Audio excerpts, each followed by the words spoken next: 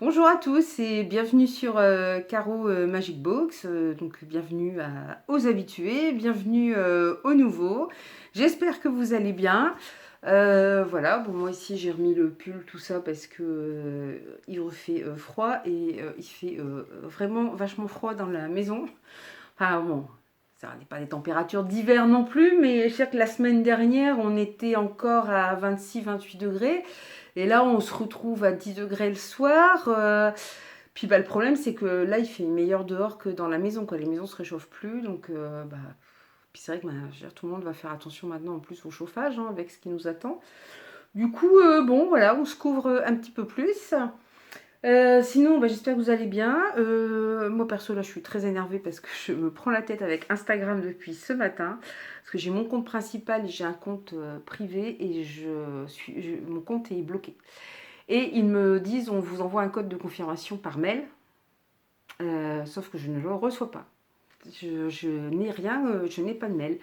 D'habitude, on peut choisir par texto, par mail. Là, je ne peux pas. Donc, ça m'énerve. Alors, j'ai essayé plusieurs façons, mais à chaque fois, il me renvoie sur mon compte principal, qui lui n'est pas bloqué. Et le compte qui est associé, bah, j'aurais envoyé un message par mail. Alors, ils m'ont fait faire tout un truc, mais en fait, non. Ça concerne mon compte principal qui lui n'est pas bloqué. Mais voilà, mon compte secondaire, je n'arrive pas à l'avoir. Et franchement, ça commence à m'énerver. Et j'espère que je vais le récupérer parce que perdre tout ce que vous avez fait, tout ce que vous avez travaillé depuis plus d'un an, si je perds tout, enfin, je sais pas ce que je vais leur faire, mais enfin, zut, quoi. Et tout ça pour des gens qui font chier le monde. Alors, vous vous retrouvez avec votre compte bloqué. C'est pas vous qui faites quelque chose de travers, hein, je veux dire, moi, j'ai pas eu de propos ou d'images ou rien, voilà, qui serait pas dans les cadres de la communauté, mais tout ça parce qu'il y a des gens qui font chier. Et voilà. Enfin bref, du coup, je suis énervée. J'espère que je vais quand même le récupérer. Sinon, j'ai bien avancé dans ma Pumpkin Autumn Challenge. Je sais plus ce que je vous ai montré la dernière fois. Donc j'ai lu The Ex People, une bande dessinée. Alors, vous avez des, voilà, ça ce sont en fait des croisés. Il y a 7 personnages. Vous avez aussi un petit chat, et un oiseau là, plus le cheval, qui sont en fait des fantômes et qui vont à Jérusalem, donc au XIIIe siècle, qui partent en croisade pour retrouver leur vie de vivant. J'ai lu alors une enquête des sœurs Brontë, mais comme j'avais le tome 3, ça c'est le tome 1, comme j'avais le tome 3 en SP numérique, je l'ai lu avant les tomes 1 et 2 parce que j'avais voilà, une deadline. J'ai beaucoup aimé ma lecture, je suis vraiment pas déçue. J'aime beaucoup les sœurs Brontë. Bon, évidemment, vous ne trouvez pas la lecture des sœurs Brontë, mais voilà, c'est super intéressant quoi, de les trouver dans un autre cadre. Et puis je viens de finir, non je viens pas de finir, j'ai fini aussi Suivi, donc de Hilary Lyod. Alors c'est un couple, je crois que c'est un couple, enfin c'est deux personnes, c'est un quatre mains, voilà, qui parle un peu, c'est Hugo Thriller qui parle un peu des dérives d'Instagram et franchement c'est très édifiant, c'est super angoissant et ouais, tout compte fait, Instagram, je vais arrêter. Plus comme ça me prend la tête. Non, non, mais c'est affolant. Quand vous vous rendez compte, quand vous mettez des trucs perso sur Instagram, ça peut très vite. Non seulement pour les gens qui le font, mais pour ceux qui les suivent aussi, ça peut très vite, très, très mal tourner. J'ai lu aussi. Alors là, j'ai lu deux petites pépites là, que j'ai vraiment en numérique. J'ai essayé de vous retrouver les couvertures. Alors j'ai fini. Vous avez dû le voir passer sur les réseaux. Seul un monstre. Alors c'est de Vanessa Laine aux éditions Lumen. C'est un tome 1 et il est vraiment super quoi. Un monstre et un héros s'affrontent, sauf que cette fois le monstre c'est elle. C'est vrai, donc c'est une première partie, j'ai vraiment beaucoup aimé ma lecture. Et je viens de finir The Prisoner. Alors je crois que là je vais pas être très loin du 1, s'il veut bien se mettre. Je vais pas être très loin, je vais attendre un petit peu parce que je viens juste de finir, mais je vais pas être loin non plus voilà, du coup de cœur, je crois. The Prisoner, alors c'est un tome 1 aussi, La guérisseuse de Zalandoff. On est dans. Alors le précédent, on est dans la fantasy contemporaine. Là, on est dans de l'héroïque fantasy. C'est de Lynette Noni et c'est aux éditions Hachette. Et franchement, c'est une petite pépite. J'ai vraiment, mais vraiment adoré ma lecture. Je crois que ouais, je suis pas loin du coup de cœur. J'ai du mal à avoir des coups de cœur parce qu'à force de lire, je vais pas dire qu'on est blasé, mais voilà, il faut vraiment des trucs. Et celui-là est vraiment super. C'est classé dans du young adulte, mais c'est vraiment très bien. Sinon, je vais vous faire un petit update lecture parce que là, j'ai énormément de retard sur toutes les lectures dont je dois vous parler. Hop, celui-là, je vais le ranger là. Enfin, à mon avis, je ne vais pas avoir le temps d'en faire beaucoup comme d'habitude. J'espère que celui-là, je vous en ai pas déjà parlé. Non, je vous en ai pas déjà parlé normalement. Alors, il s'agit de la fabrique des bâtards de Magnus Latro. C'est un auto-édité. Il a été réédité sous le nom Les Échangés parce que l'auteur m'a dit qu'il avait de gros problèmes avec Amazon du fait qu'il y a le mot bâtard dedans. Hein. Ils sont assez... voilà, dès qu'il y a un moindre... Je me suis fait farcer moi d'ailleurs en mettant une chronique de livres sur Amazon. Voilà, j'ai employé un mot qu'il fallait pas employer et du coup ma chronique a été refusée, mais bah oui, mais enfin il n'y a pas 36 000 façons de le dire et voilà, et c'est comme ça dans le livre quoi. Mais bref, voilà, ça c'est les algorithmes d'Amazon. Donc ici en fait ça se passe dans un futur proche en France. Il y a plein de bouleversements. Vous avez, ça se passe dans les cités notamment. Alors je vous conseillerais de prendre les échangés. Hein. Celui-là, je ne sais pas s'il est encore parce qu'il a rajouté des chapitres, notamment sur un personnage que j'ai pas du tout aimé moi d'ailleurs. En fait, on va suivre un jeune couple qui sont alors ils sont voilà, c'est un couple de ils sont blancs, hein, ils sont français, ils sont blancs, ils vivent dans une cité où voilà, il y a une forte immigration, mais ils détestent tout ce qui est petit bourgeois, ils sont voilà, ils détestent voilà tout ce qui pourrait avoir mais enfin, ça devient un peu c'est le moindre petit truc, la moindre petite phrase qui pourrait sembler raciste, c'est une catastrophe. Donc le jeune homme, je ne sais plus comment il s'appelle, il fait partie d'un réseau de voilà qui se bat avec, je dirais l'équivalent des gilets jaunes, voilà contre l'État, sauf qu'il en profite avec son équipe pour casser des magasins, voler des choses, mais c'est pour que l'association elle puisse avoir de l'argent et aider après les gens. Enfin voilà, il y a le truc tordu. Donc lui et sa compagne sont entrés dans un système qui est tout nouveau, qui part du principe, ça vient du gouvernement français, c'est dans le futur, hein, rien n'est réaliste, du moins pour le moment, qui part du principe que, c'est vrai que selon l'endroit où vous naissez, évidemment ça va énormément déterminer votre vie. Je veux dire, entre un gamin qui naît dans un pays en guerre et un gamin qui va naître en France dans un milieu aisé, c'est sûr qu'ils vont pas du tout avoir les mêmes vies. Donc le but, c'est que à la naissance, on prenne les enfants. Les parents sont d'accord hein, pour rentrer dans ce nouveau concept. On prenne les enfants et que eux reçoivent un autre enfant, un autre couple, dont ils ne sauront rien. Sauf que le problème, c'est qu'évidemment, parmi tous les gens qui rentrent là-dedans, il y a des gens qui n'ont pas d'enfants parce qu'il y a des couples, enfin voilà, où il n'y a qu'un homme ou une femme homoparental. Il y a des couples homosexuels. Il y a des couples qui n'arrivent pas à avoir d'enfants, qui sont infertiles. Donc évidemment, il y a plus de demandes que d'offres. Et évidemment, ils vont se retrouver sans enfants quand la jeune fille, c'est Mélanie, je crois, quand elle va accoucher, ils vont se retrouver sans enfants. Du coup, alors son frère est très inquiet pour elle. Du coup, en fait, on sait à qui l'enfant est confié, puisque c'est le seul enfant blanc de la cité, donc on sait à qui il est confié, et l'enfant est enlevé. Alors là, c'est le branle-bas de combat, il y a la police qui débarque, parce que ce sont les jeunes parents qui sont d'abord soupçonnés, c'est pas eux du tout, mais c'est eux qui sont soupçonnés en premier. Donc la police débarque chez eux, sauf que c'est dans une cité qui est un petit peu sensible, donc ça part complètement en cacahuète, c'est peu de le dire, mais voilà, la cité est à feu et à sang. Et petit à petit, on va voir les cités de Paris voilà, devenir des zones, mais toutes des zones de non-droit, où la police ne peut plus rentrer, où ils sont obligés d'envoyer l'armée, et ça va se répandre dans toutes les grandes cités de France. Au point que les habitants, les blancs de souche française ou chrétiens ou athées, peu importe, sont obligés de fuir leur quartier, leur cité. Pendant ce temps-là, on suit le parcours du jeune enfant qui a été enlevé. Je ne vais pas vous dire qui l'a enlevé, ni rien, ni comment ça se passe. Donc on arrive en fait à un état de guerre, quoi. On arrive à un exode. Voilà, comme il y en a eu en 39-45, on arrive à les... Sauf qu'on ne tire pas sur les populations, mais c'est ça, ils sont obligés de fuir dans les campagnes.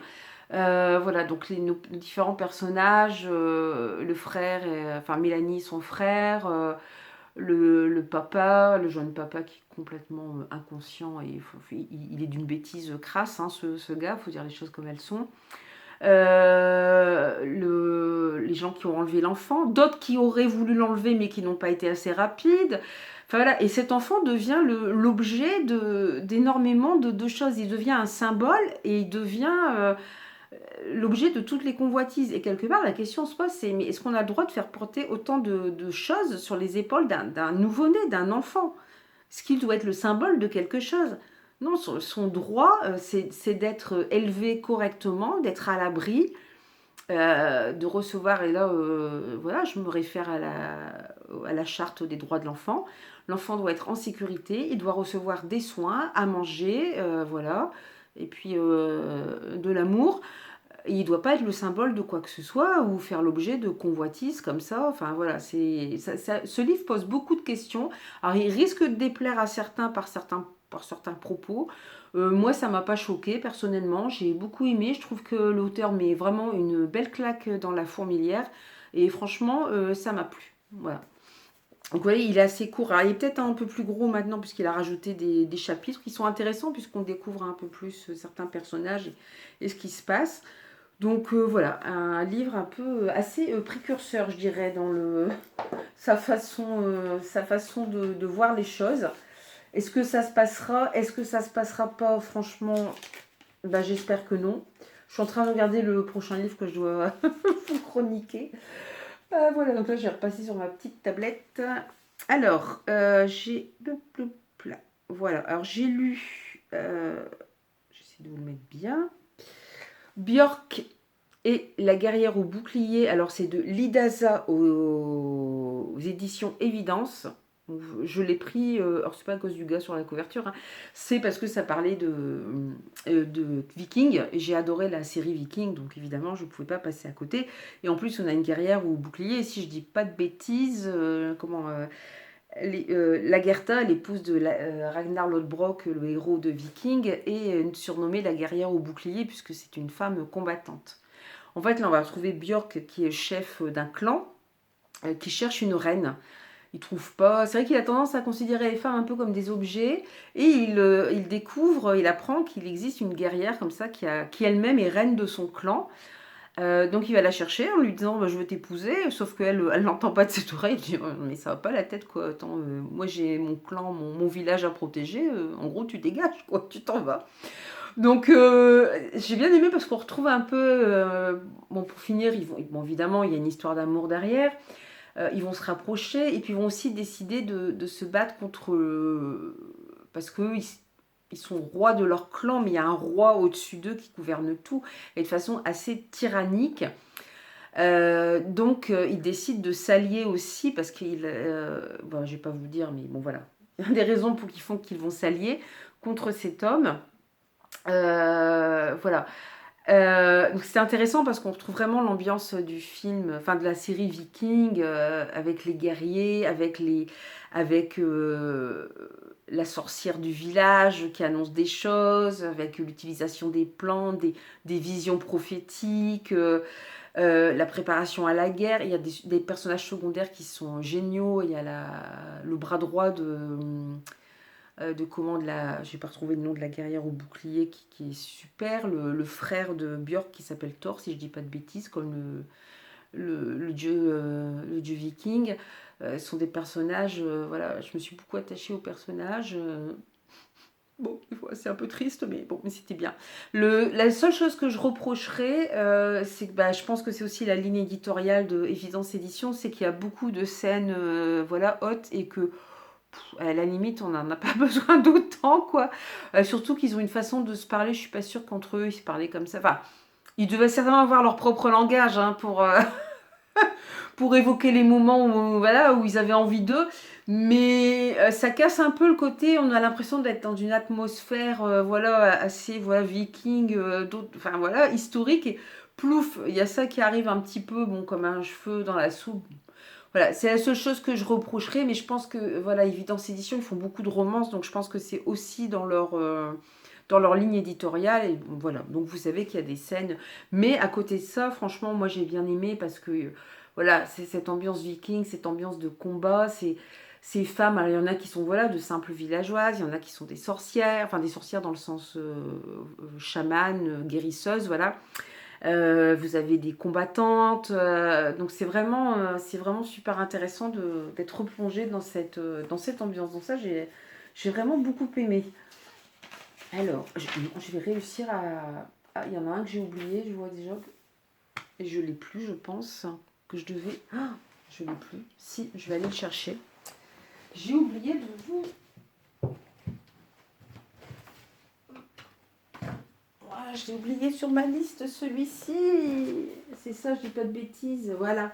C'est le musée imaginaire de Jane Austen. Alors, c'est de Nathalie Nouvy, de Fabrice Collin. Fabrice Collin, vous connaissez peut-être comme auteur de romans et notamment de romans fantastiques.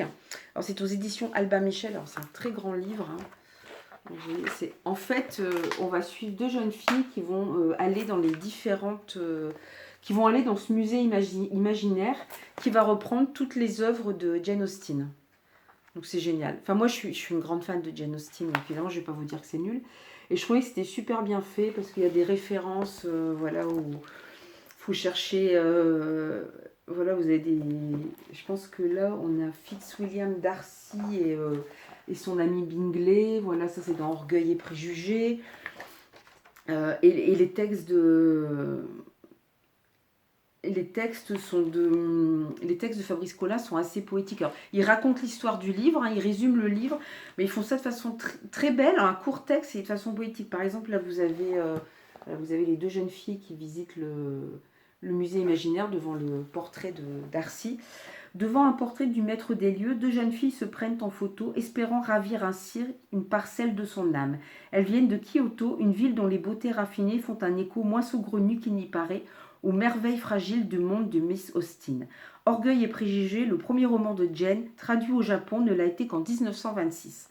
La popularité de l'auteur n'a fait depuis que croître au point qu'une société consacrée à l'étude de ses œuvres a été fondée là-bas en 2006.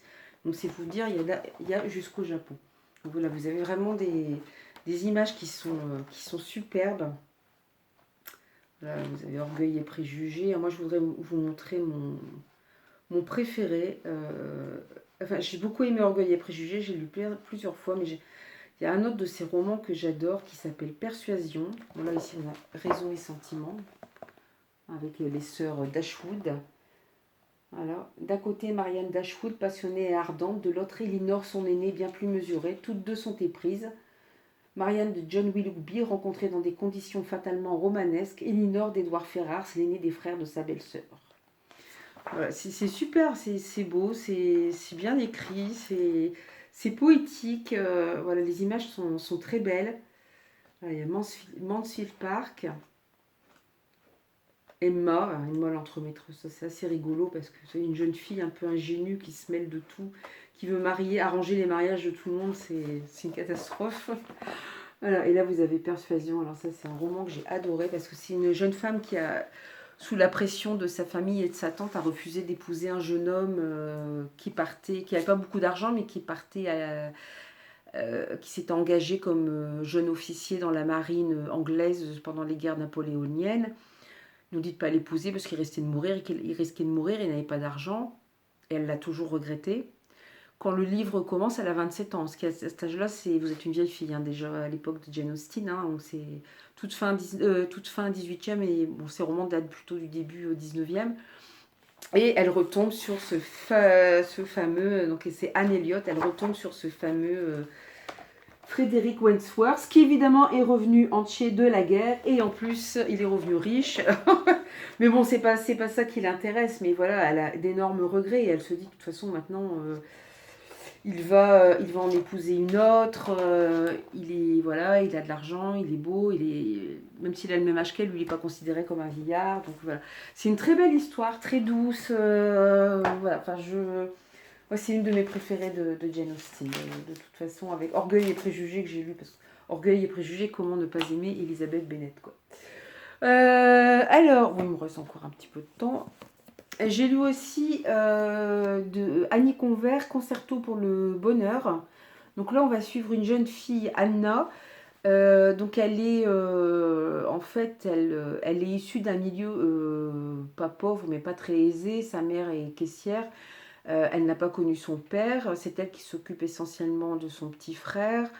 Et puis, en fait, elle va être draguée par Fabien, par le mec populaire du... Alors, je crois que ça commence, ils sont au lycée, ils finissent le lycée avant d'attaquer la fac. Voilà, donc c'est le mec populaire du lycée ou de la fac. Sa mère est pharmacienne, son père est avocat en droit, et c'est des gens qui ont beaucoup d'argent.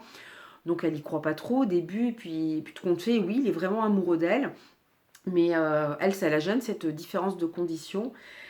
Mais bon, elle finit quand même par, voilà, ils finissent par débuter une belle histoire d'amour jusqu'à ce qu'elle découvre des choses sur sa famille. Encore une fois, je ne vais pas vous dire laquelle, mais qu'elle va vivre comme des choses qu'elle ne savait pas, qu'elle va vivre comme une trahison terrible, parce elle a reçu aussi des coups au propre comme au figuré plus jeune, et là tout lui revient un peu au visage, et du coup elle s'enfuit. Elle s'enfuit, c'est vers Marseille je crois, non vers Toulouse, pardon, vers Toulouse. Complètement de l'autre côté, mais c'est pas grave.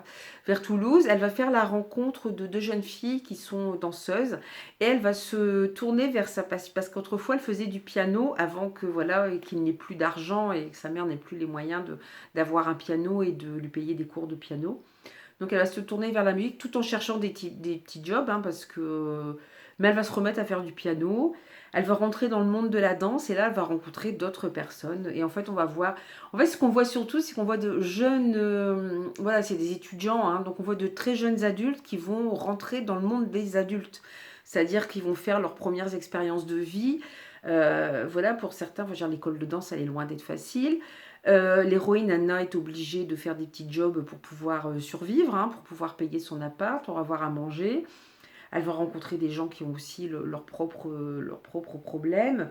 Et on va la voir grandir. Et c'est vrai qu'on se dit à un moment, mais il faut qu'elle arrête de fuir. Parce qu'elle a un peu cette tendance, dès qu'il y a quelque chose qui ne va pas, ou quand elle se sent trahie, blessée, à fuir. Et il faut qu'à un moment, elle arrête de fuir. Et en fait, voilà, on va suivre un peu tous ces jeunes, et notamment Anna, rentrer dans l'âge adulte et cesser de fuir et prendre voilà, ses responsabilités. Je peux pas dire qu'elle les ait jamais prises, mais voilà, se dire non, je vais être plus forte et je vais y arriver. Et tout ça, ça se passe dans le monde de la danse et de la musique, donc c'est très poétique, c'est très doux parce que Anna, elle vit quand même des moments très difficiles, mais en fait, tout est, tout ça reste doux et agréable à lire parce que oui, on est dans le monde de la danse, de la musique, donc ça donne, même si le monde de la danse est très dur, hein, c'est très sélectif aussi, ça donne voilà, des moments assez magiques quand elles jouent, ou quand les filles s'entraînent à la danse, enfin voilà, c'est... Bien sûr, il y aura quelques histoires, des histoires d'amitié, des histoires d'amour, voilà, quelques rebondissements, un peu de suspense. Donc vraiment, c'était un livre très agréable à lire sur voilà l'entrée dans l'âge adulte de jeunes gens et puis faite de façon assez douce, voilà, voilà, qui mettent un peu de baume au cœur et ça fait du bien. Alors, celui que j'ai lu après, que je ne me trompe pas, c'est fou, j'ai l'impression de s'en avoir déjà parlé, mais je crois que je vous ai dit ce que j'avais lu, mais je ne vous en ai pas parlé. C'est Le Poignard de Goya de Serge Berthoud. Alors, c'est aux éditions Il est midi. Ici, on va suivre ce qu'on appelle une cantinière. En fait, c'est des vivandières, hein, c'est-à-dire que c'est celles qui s'occupaient du ravitaillement des soldats pendant les guerres, et notamment pendant les guerres napoléoniennes. Donc là, on va être en 1808, en plein dans la campagne d'Espagne. Donc on va voir en fait comment s'organise une armée, l'armée napoléonienne en particulier, comment se passe une campagne, mais surtout on va découvrir les horreurs de la guerre. C'est... faut s'accrocher. Hein. Heureusement, je dirais qu'on voit ça par le regard de... Alors comment elle s'appelle cette jeune vivandière? Je sais pas si on va retrouver. Violette. En plus, voilà, elle a rencontré quelqu'un, un jeune officier pour lequel elle a un petit sentiment, mais ils n'ont pas eu le temps de se voir très longtemps. Elle espère le retrouver, elle espère qu'il a les mêmes sentiments que pour elle, oui, qu'il a les mêmes sentiments que elle. Oui, c'est ça, je vais y arriver, voilà, qui ressent les mêmes sentiments. Voilà, donc on a un petit peu cette quête et on la suit à travers cette guerre. Et ouais, voilà, on sait bien, une guerre, c'est jamais propre, hein, mais là, c'est vraiment terrible parce qu'en fait, ce qui se passe, c'est que il y a une guérilla, je vais pas y arriver, ça m'énerve. Voilà, on va dire une quadrilla en anglais, enfin des guerrilleros qui vont se battre contre les armées napoléoniennes. Et je veux dire, ils ne font pas de cadeaux aux Français. Faut pas vous éloigner pour aller ne serait-ce que faire vos besoins parce que si vous tombez sur, voilà, sur les guérilleros espagnols, ils se contentent pas de vous tuer, hein, ils vous torturent, ils vous mutilent. Voilà, on a des scènes très dures.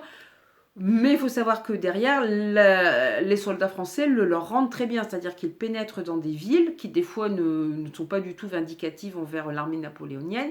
Ils massacrent tout, hein. Donc il n'y a plus beaucoup d'hommes puisqu'ils sont partis à la guerre. Ils massacrent enfin, les vieillards, femmes, enfants, enfin, ils détruisent tout. Enfin, c'est vraiment... c'est vraiment très dur, quoi. Et heureusement que par moment il y a Violette et voilà, et les gens qu'elle rencontre, elle va rencontrer un sous-officier, elle s'attache à lui, à sa famille, parce que leur famille les suivait parfois. Voilà, elle est en quête de elle-même du jeune officier qu'elle recherche.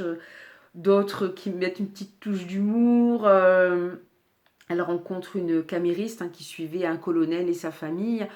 Voilà, on a plein de petits personnages comme ça. Voilà, en fait, on suit la grande histoire par les yeux de ces personnages, ces inconnus, en fait. Et heureusement qu'ils apportent un peu de légèreté au récit, parce que c'est dur, quoi. C'est terrible. Alors, il faut savoir que l'auteur, il est membre du Souvenir napoléonien.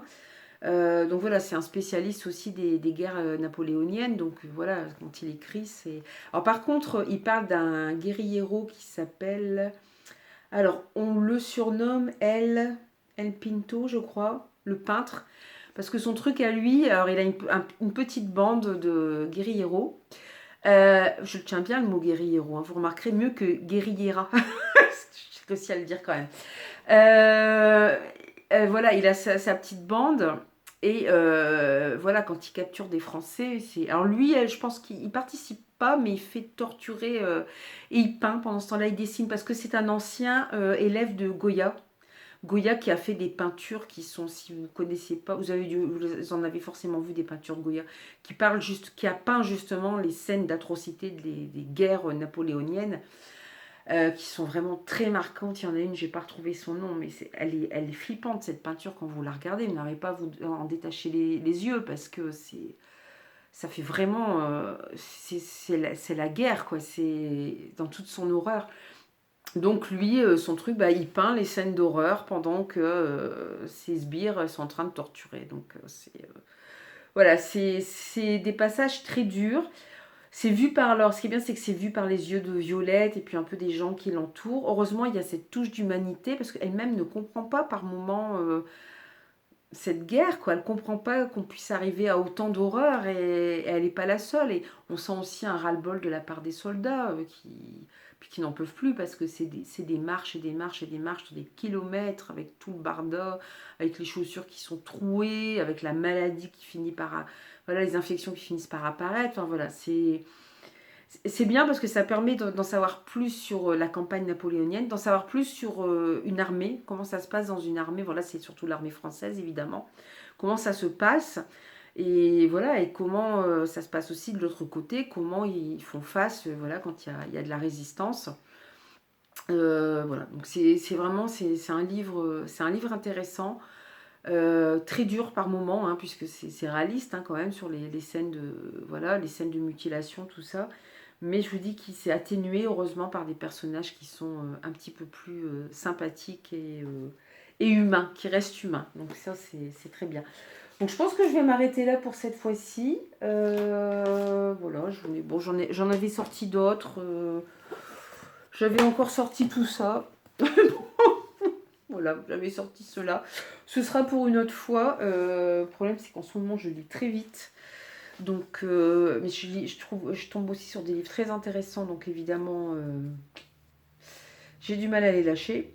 Voilà, j'ai encore un livre à lire aussi parce que là j'ai commencé le Pumpkin Toy Challenge, mais il faut aussi que je termine le challenge l'été lisons l'Asie. J'ai encore un livre à lire.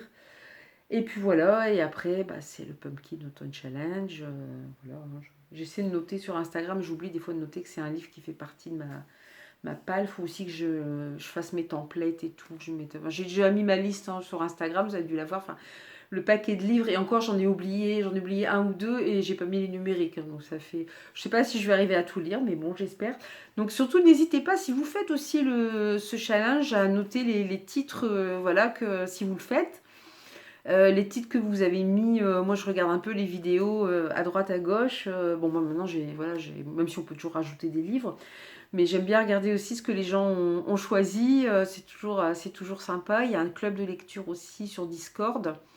Voilà, vous pouvez participer. Pour le mois de septembre, ce sera autour. Il y a plusieurs livres. Moi, sur ce qu'il y avait une bande dessinée, il y avait un manga et il y avait un roman jeunesse, c'est Mémoire de la forêt. Donc j'ai pris celui-là puisque c'était le seul que j'avais. Il faut que je le lise aussi, là d'ailleurs, avant fin septembre. Je ne sais pas quand est-ce que je vous posterai la vidéo. Je ne sais plus trop où j'en suis dans mes dates. Mais voilà. Donc j'espère que cette update vous a plu. Alors comme d'habitude, bah, n'hésitez pas à commenter, à liker, à vous abonner pour suivre les prochaines vidéos, pour savoir voilà, quand les prochaines vidéos vont arriver. Bon, souvent je les poste le mardi matin.